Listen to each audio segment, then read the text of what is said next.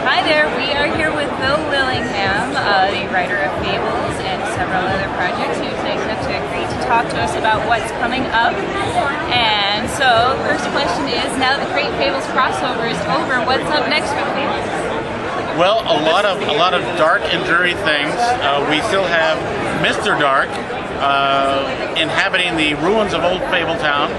He doesn't seem inclined to go away very easily, and he's going to be around for a while. And now that they've solved the whole literaries problem, they really have that hanging over their head, and they're going to try a few things to see what they can do to deal with it. And there are going to be some more upheavals to come because of that. Are you going to have any stories set in the new universe where the literals are now? No.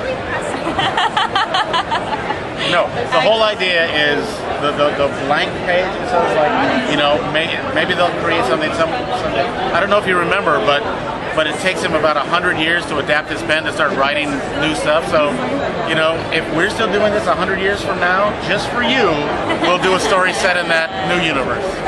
So what's up next for Rose Red? Rose Red is having a very bad time right now. She's fallen pretty far. We hope she's hit the bottom. And if she has, then maybe there's like better times in store for her. We have an arc coming up called Rose Red. So we hope that, you know, she's up for it.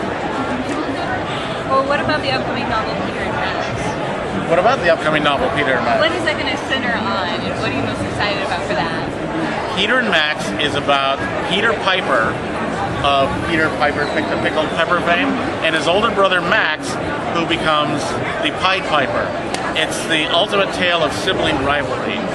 They start off as brothers that, you know, look out for each other and care for each other, and some things happen, and there's some parental jealousy and all this kind of stuff, and things go awry, and Peter goes on to, well, he goes on to what his fate is, and Max goes on to what his fate is, which is to become the Pied Piper, which, as we know, did some really bad things in the town of Hamlin.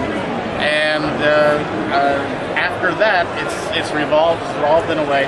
It's a novel that covers from medieval times in the homelands to modern times to today, and the lives of these two immortal characters and their problems with each other over ages and ages of time.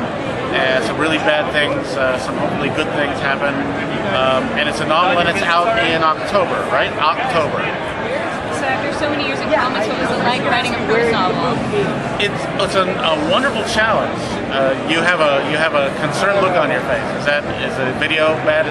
That's just me. Your camera's not screwing up. I'm just that ugly. I'm a proud Anglo-American. But anyway, yeah. I'm sorry. What was the question? What was it like writing a prose novel? Oh, writing a prose novel. Oh, you need to speak louder. Sorry. Yeah. It's a completely different kettle of fish. I mean, writing comics is you have to be very terse, concerned only with the dialogue, make it as artistic as possible, and then you have to switch gears and be kind of like a technical writer, and you write description only for one person, the penciler, the artist. With prose novel, you aren't switching gears like that. Your dialogue should be good, but your description, your exposition needs to be artful as well. And that was quite a challenge for me. I've been doing comics for a long time. They're still challenging in the sense of making stories well, but not in the sense of, it's not a challenge to get up and wonder, can I do this? Am I capable of doing this? A novel, I was wondering that. Am I capable of writing a novel? Hopefully I am. We'll see when it comes out, and either it gathers dust on the stands or it doesn't. So I'm hopeful for it. I'm kind of proud of it. Are Peter Piper and the Pied Piper going to show up in Fables in the comics? Let me answer that by saying this. Anyone who actually survives the novel will indeed show up in Fables. So then also you've got the Justice Society of America coming up. Yes, ma'am. There's probably going to be a lot of people who go to the title solely because you're doing it. So what should Fables people know about Justice Society? Boy, they are the world's oldest superhero team in the sense of, in the history of comics and in the fictional history of the DCU. It's a real big responsibility. I hope I'm up for it. We'll try and not fix things in the sense that the bedrock core idea of Justice Society of America is that they're good heroes, they train good heroes, and in a world of ambiguity, they try to figure out what's right and hold to that, and we're going to keep that as like the central theme of the comic, and I hope we'll have a great time doing it. Was it a challenge switching from, storybook characters to superheroes? Always. Simply because storybook characters are not, we have our villains, we have our good guys. Our good guys are a little villainous, our villains are a little goody. Sometimes there's a weird mix of that. In superheroes, it needs to be a little less mixed and nuanced. But at the same time, and the thing with the JSA is they're not my characters. They're on loan to me. I need to even work harder to be a good steward of characters that when I'm done borrowing them, I'll give them back in hopefully good shape. So there's that kind of added pressure to it.